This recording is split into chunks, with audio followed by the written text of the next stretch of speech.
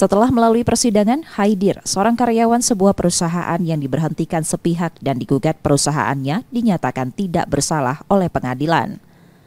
Hal tersebut berdasarkan salinan putusan Mahkamah Agung Republik Indonesia yang diambilnya di Pengadilan Negeri Palembang pada Rabu siang. Dalam salinan putusan itu, Mahkamah Agung menolak kasasi perusahaan atau penggugat dan meminta penggugat mempekerjakan kembali tergugat pada posisi dan jabatan semula. Perusahaan juga diminta membayar upah skorsing tergugat sebesar 800 juta rupiah. Sebenarnya ini kan putusan kasasi Mahkamah Agung ini kan bersifat final, mengikat dan sudah tetap ya. Jadi inkrah. Harusnya kalau kedepannya sebagai warga negara Indonesia yang baik, tentu saja saya akan mengikuti putusan negara ini.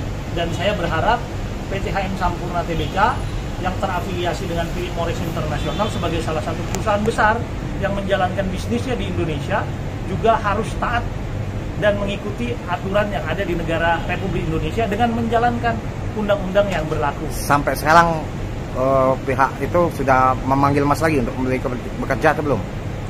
Sampai saat ini nanti kita lihat apakah mereka akan menjalankan putusan ini dengan baik atau tidak gitu ya. Kalau misalnya tidak dijalankan dengan baik, langkah ya, tentu saja sesuai dengan aturan saya akan memohon kepada pengadilan negeri untuk melakukan eksekusi terhadap putusan Mahkamah Agung. Tergugat berharap penggugat dapat segera melaksanakan putusan Mahkamah Agung tersebut.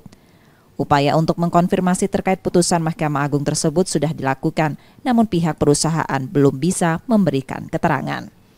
Yudi Kiswanto, Kompas TV, Palembang, Sumatera Selatan.